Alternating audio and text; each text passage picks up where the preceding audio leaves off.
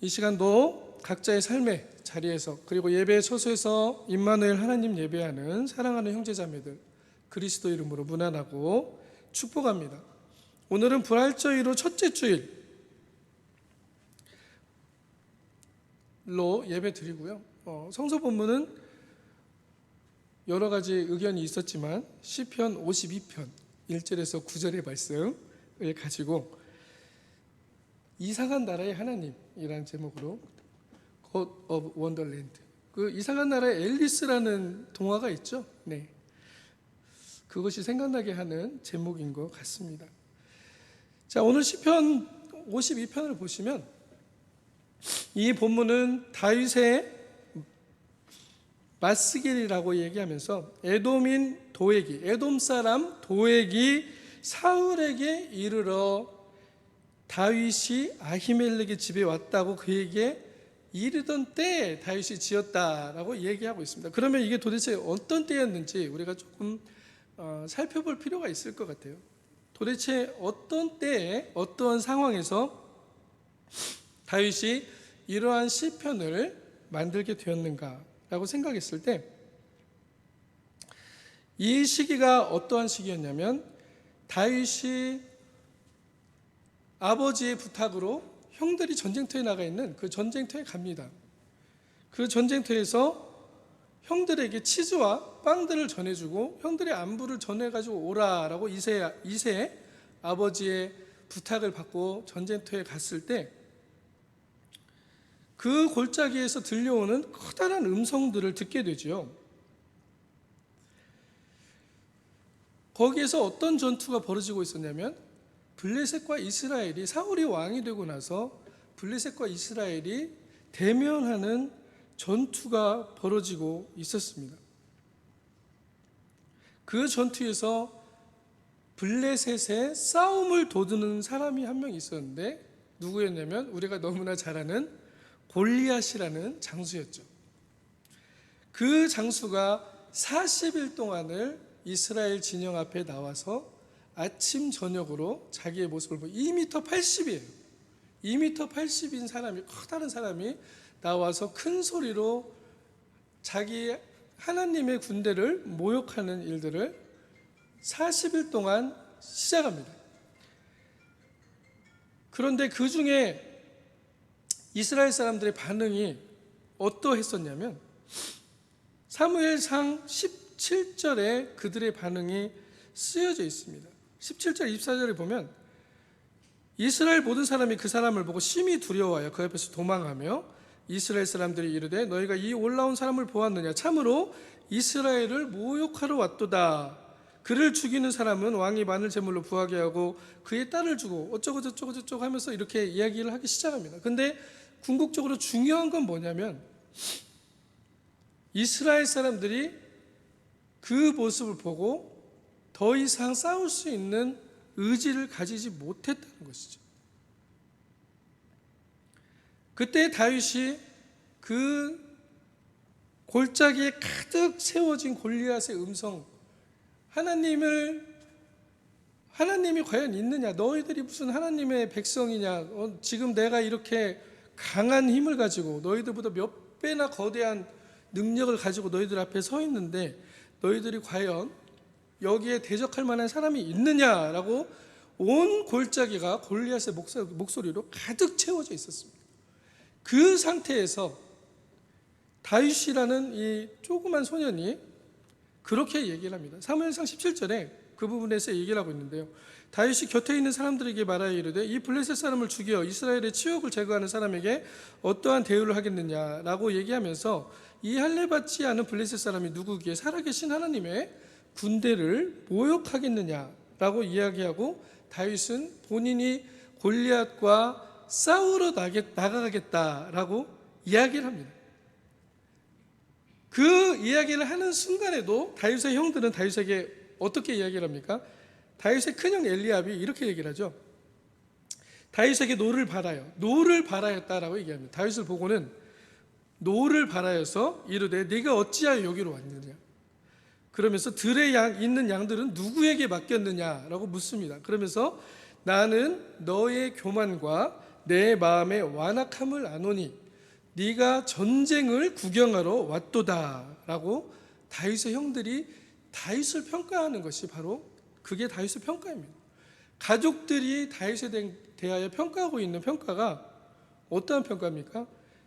네가 교만하고 완악한 것을 이미 내가 익히 알고 있고, 여기 지금 전쟁터에 온 것도 아버지가 심부름 보내서 온 게 아니고 딱 보아하니 네가 가겠다고 고집 부려가지고 전쟁 구경하고 싶어가지고 지금 온 것이다. 그렇게 다윗을 평가하는 것이죠. 하나님의 사람들, 하나님의 나라를 향해서 결정하며 따라가는 사람들, 하나님의 뜻을 이루길 원하며 그 뜻이 가장 우선적으로 구하여지면서 살아가는 사람들의 삶은 가끔씩은 이 사람들에게 이러한 평가들을 받게 됩니다. 예수 그리스도의 삶도 비슷한 평가를 사실은 받았어요. 우리가 그리스도가 부활하시고 영광의 왕으로 하나님의 아들로 이 세상의 온 통치자로 계시지만, 이 세상에서 사람들이 예수님을 받던 평가는 어땠습니까? 분명히 저 사람은 죄를 지어서 죄를 받아서 십자가에 못 박혀 죽는다라고 얘기했거든요. 마땅히 죽을 만한 사람이다 라고 이사야서에는 기록이 되어 있습니다. 저가 징계를 받고 저주를 받아서 하나님 앞에 저주를 받아서 죽는 자다라는 것이 예수님의 삶에 대한 평가였어요. 도대체 이러한 완전히 다른 상이한 평가들이 어떻게 일어날 수가 있는가라는 것이 사실은 제가 살아가면서 너무나 고민스러운 부분들 중에 하나였었습니다. 분명히 우리가 어릴 때부터 배워왔던 하나님, 또 내가 인격적으로 만났다고 이야기하는 하나님은 분명히 그러한 하나님이 되시면 안 될 것 같은데, 사람들은 그러한 길로 가는 사람들에게 오히려 이러한 비난의 화살들을 보낼 때가 있다는 것이죠. 지금 세상도 마찬가지입니다. 지금 세상도 골리앗의 외침은 넘쳐나고 있습니다. 그리고 그 엄청난 힘과 권력들 앞에서 많은 사람들이 고통받고 있지만, 어쩌면 그것에 대해서 다윗과 같이 내가 말하는 것이 하나님의 나라를 이루고 하나님의 뜻을 이루는 것이라고 우리가 고백하면서 그것을 담대하게 얘기할 수 있는 용기 있는 그리스도인들은 아마 그렇게 많지 않을 것 같습니다. 그런데 문제는 무엇이냐면, 그러한 골리앗과 같은 힘과 외침들 앞에서 많은 사람들이 궁극적으로 고통받고 고난받는다는 것이죠. 그들의 영혼이 자유하지 않고 그들의 삶이 자유하지가 않다는 것이 가장 문제가 되는 것입니다. 그리고 그들의 삶 안에 하나님의 나라가 이루어질 수 있는 그러한 것들을 그런 것들이 주어지지 못한다는 것이죠. 왜 그렇습니까? 그들의 선택은 이미 그 골리앗과 같은 힘들 앞에서, 그 권력들 앞에서 이스라엘이 두려워 떨고 싸울 용기를 잃어버렸던 것처럼 우리가 살아가는 현대의 삶에서도 그것을 당연한 것으로 받아들이고 당연하게 우리는 그거에 대해서 대항하면 안 된다라는 생각들을 하면서 살아가게 된다는 것입니다. 과연 다윗과 같이 이야기했던 사람들은, 그 당시에도 다윗은 전쟁을 구경하러 온 사람이었고 골리앗 앞에서 허풍을 떠는 것과 같은 사람의 모습으로 비춰졌었다는 것이죠. 그러나 하나님이 보실 때 다윗은 하나님의 마음에 합한 사람이었다라고 성서는 증언하고 있습니다. 오히려 사울이 만들어냈던 수많은 행동들, 결정들, 그 결정들 앞에서 하나님은 사울을 왕에서 버리시겠다라고 이야기했었습니다. 그 버리시겠다고 했던 근거들이 무엇이냐면, 사울이 제사장 사무엘이 올 때까지 그 제사 드리는 것을 기다리지 못하고 사람들이 흩어지고 점점 두려워하고 도망가는 것을 보고 본인이 하나님께 번제를 드려버리죠.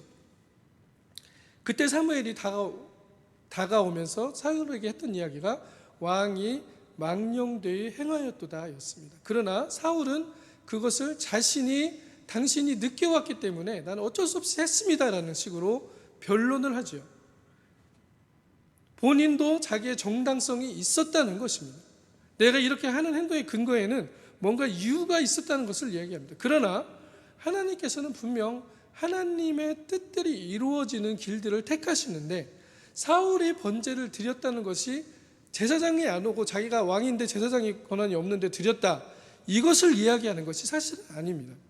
사울의 마음 안에 있는 의도를 하나님께서는 보시는 것이죠. 마음을 감찰하신 하나님이 그 심중을 뚫어보신다는 것입니다. 어떤 것을 뚫어봅니까? 그가 드리는 번제는 어떠한 의미의 번제였습니까? 내가 빨리 하나님께 이것을 드림으로 하나님이 이스라엘에게 빨리 사람들을 다시 모으고 내 전쟁이 승리할 수 있게 도와주시는 그 하나님을 불러들이는 행위였기 때문입니다. 그러한 번제를 하나님은 번제라고 이야기하지 않으셨던 것이죠.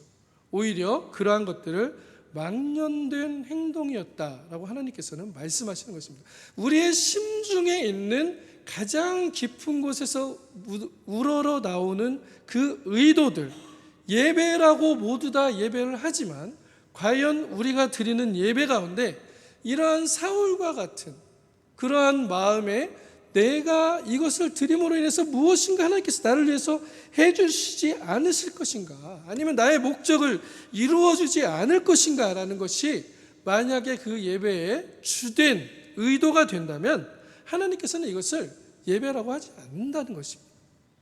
그래서 하나님께서는 사무엘이 오는 것을 기다리라고 하신 것이죠.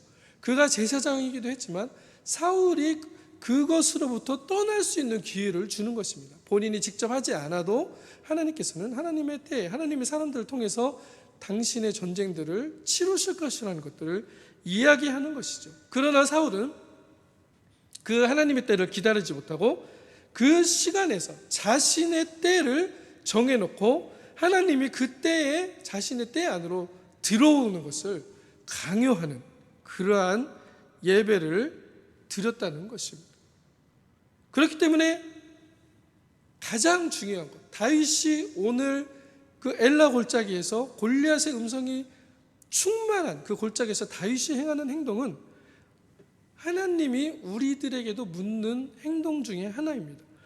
수없이 거역할 수 없는 힘과 권력으로 가득 찬 이 골리앗의 골짜기와 같은 이 세상에서 너희는 나를 누구라고 하느냐라는 것이 바로 하나님의 질문입니다. 이 사건들 앞에서, 이 문제들 앞에서 너희들은 하나님을 무엇이라고 고백하느냐라는 것입니다.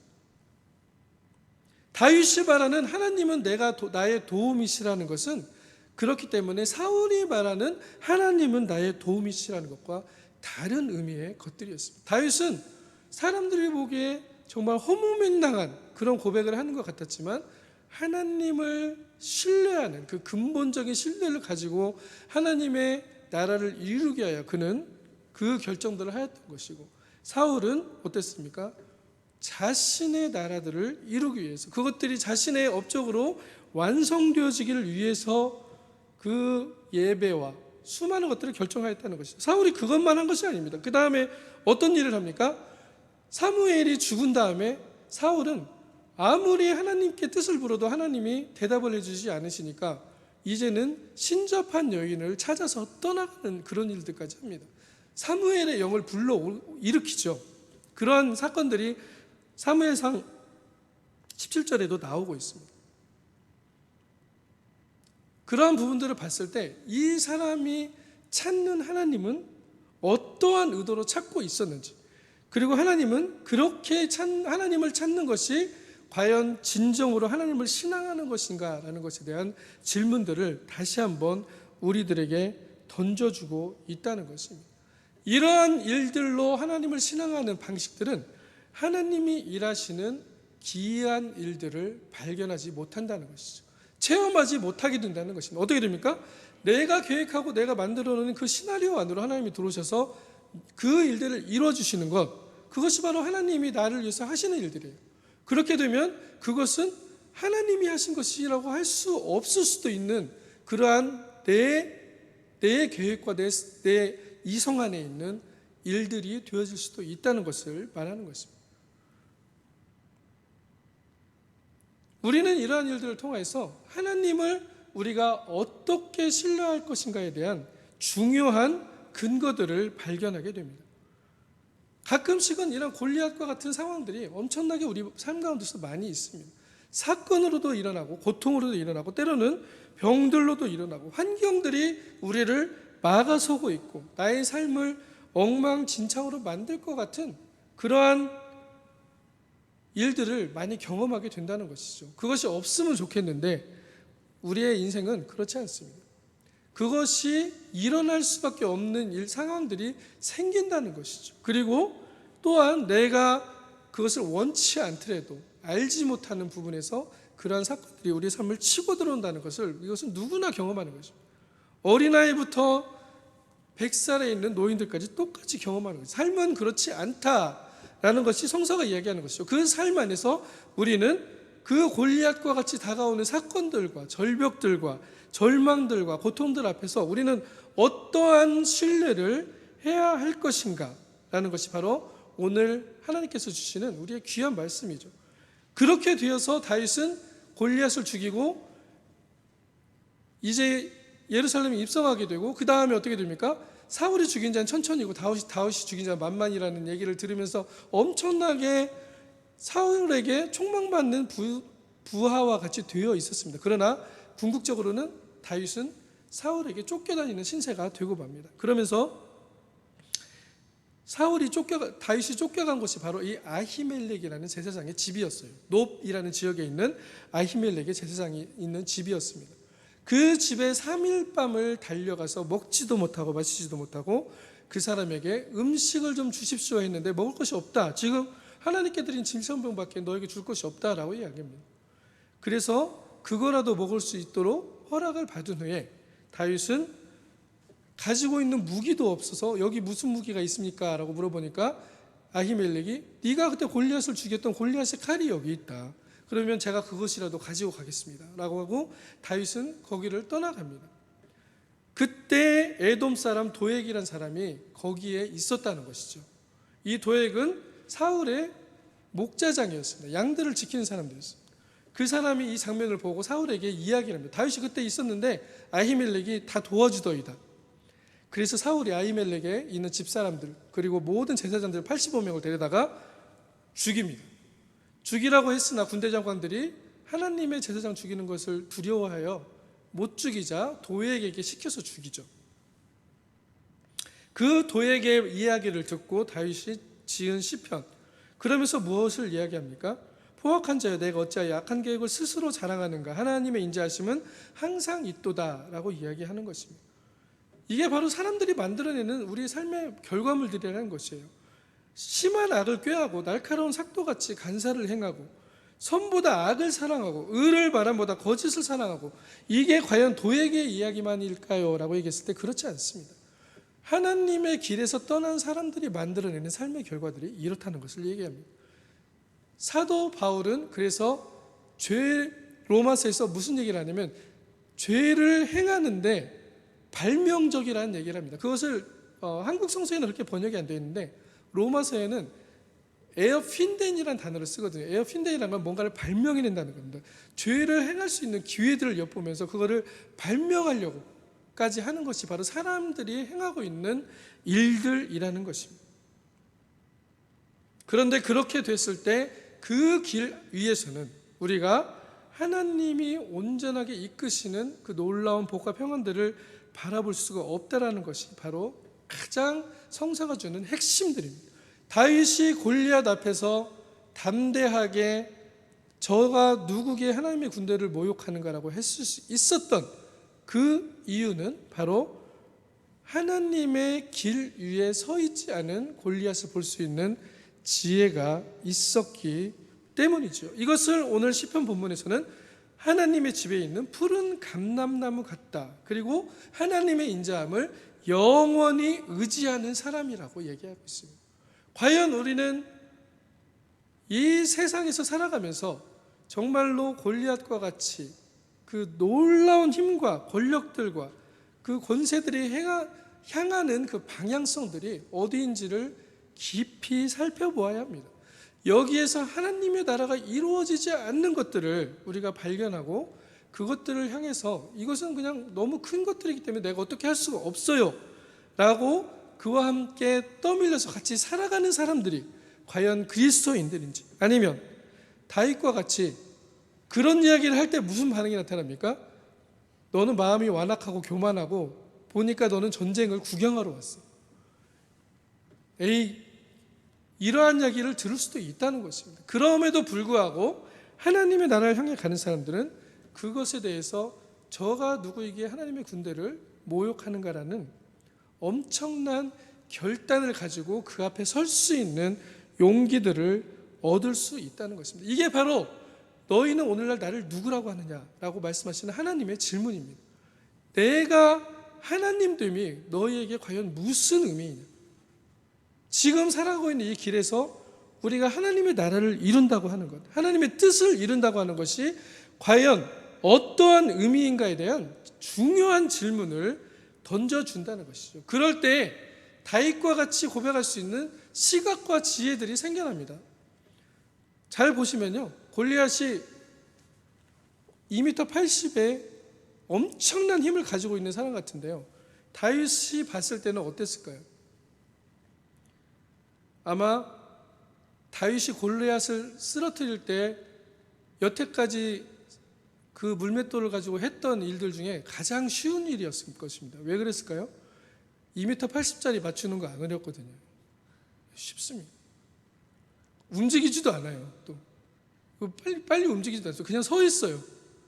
서 있다가 들어가는 거예요. 그런데 그거를 무서워서 많은 사람들은 도망가고 싸울 용기조차 못 내지만 하나님의 지혜를 가지고 하나님의 고백을 이루면서 나가는 사람들 앞에는 그것은 전혀 다른 시각으로 골리앗을 만나게 된다는 것을 성서는 이야기하는 것입니다. 저거를 못 맞출 이유가 뭐가 있을까라는 것이죠. 그것이 바로 사실은 우리가 골리앗 앞에서, 우리가 만나는 절벽과 같은 사건들 앞에서 만나야 되는 하나님의 지혜입니다. 이 하나님의 지혜는 어떻게 주어집니까? 그 고백 위에 하나님께서 그 지혜를 부어주신다라고 얘기하고 있습니다. 베드로가 고백했던 그 고백, 주는 그리스도의 살아계신 하나님의 아들이십니다.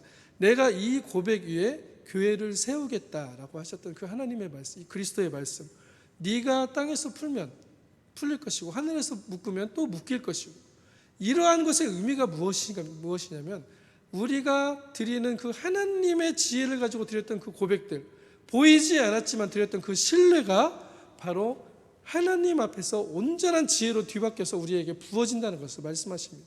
그렇게 될 때 골리앗은 두려움의 존재가 아니고 도망가야 되는 존재가 아니고 오히려 넘기기 쉬운, 너무나 쉬운 존재가 되어진다는 것을 말씀하고 있는 것이죠. 이게 바로 하나님께서 우리에게 문제를 복으로 바꾸시는 방법입니다. 문제를 해결하시는 그 목적을 우리가 하나님께 구하는 것이 아니고 우리가 하나님의 지혜로, 하나님의 힘으로 그 환경에 종속되지 않고 하나님의 뜻을 이룰 수 있는 놀라운 힘을 우리에게 부어주신다는 것을 하나님이 말씀하시는 것이죠. 하나님은 참으로 이렇게 기이한 일을 행하시는 분입니다. 이상한 나라의 하나님입니다. 우리가 생각할 수, 이상이라는 것은 무슨 말이냐면요, 보통 사람들이 생각하는 것과 다른 것을 이야기한다는 것입니다.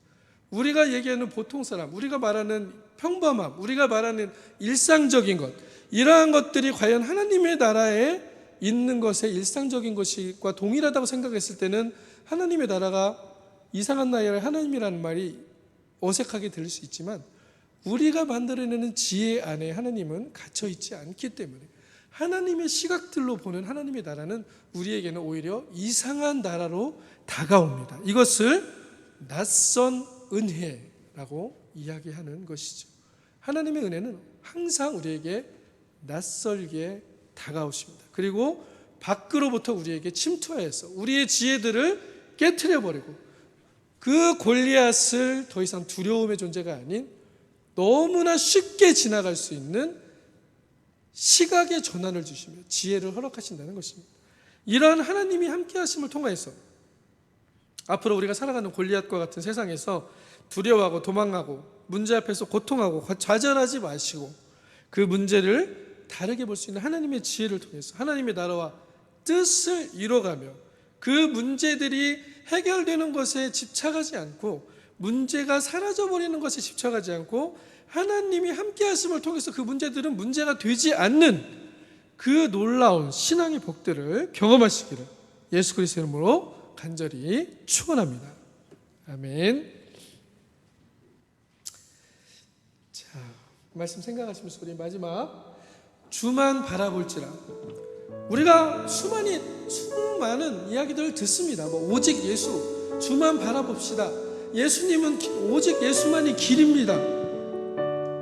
이것의 근원이 어딘지를 봐야 되는 거예요. 사울과 같이 내가 행하는 일들을 이루기 위해서 하나님을 불러드리는 것이 아니라는 것입니다. 하나님은 우리가 불러드릴 수 있는 신이 아니에요. 근데 마치 우리는 하나님을 부르는 기도들을 참 많이 합니다. 하나님은 그런 분이 아니십니다. 우리가 하나님을 부릴 수 있는 존재입니까? 수많은 사람들이 기도라는 명목으로, 예수의 이름이라는 명령으로 하나님을 부리려고 하죠. 우리가 하나님의 일하심에 동참하고 하나님의 시각과 하나님의 지혜로 우리의 시선이 바뀌지 않으면 골리앗은 우리를 점령해버리고 무너뜨려버립니다. 순간적인 문제 해결이 의미가 없다는 것입니다. 문제와 환경들이 우리를 정복하지 못하게 할 수 있는 가장 큰 근원은 우리가 변화하는 것입니다. 하나님의 자녀로 변화하는 것입니다. 그 안에서 하나님의 나라가 이루어지고 하나님의 평안이 이루어지고 하나님의 지혜의 성령이 우리의 삶을 인도하며 주님 나라 갈 때까지 우리를 보호하시는 것임을 믿으며 우리 같이 이 찬양 드리도록 하겠습니다. 하나님의 사랑. 하나님의 사랑을 사모는 자,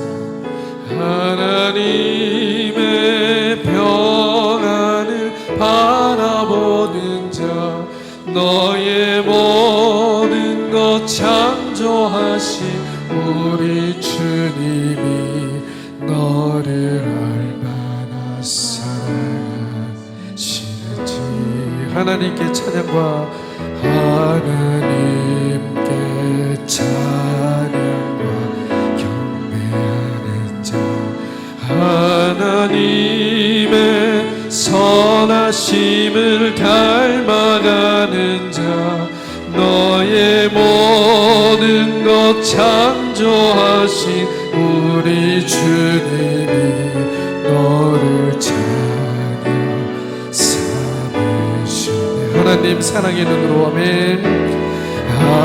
하나님 사랑의 눈으로 너를 어느 때나 바라보시고 하나님 인자한 귀로서 언제나 너에게 기울이시니 어둠에 밝은 빛을 비춰주시고 너의 작은 신음에도 응답하시니 너는 어느 곳에 있든지 주를 향하고 주만 바라볼지. 하나님 사랑의 눈으로 아멘. 하나님 사랑의 눈으로 너를 어느 때나 바라보시고 하나님 인자한 귀로서 언제나 너에게 기울이시니 어둠에 밝은 빛을 비춰주시고 너의 작은 신음에도 응답하시니 너는 어느 곳에 있든지 오직 주를 영하고 주만 바라볼지 주만 바라볼지라 주만 바라볼지라.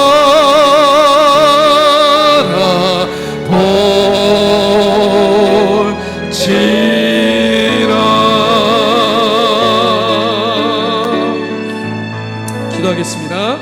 사랑해 주님 감사합니다.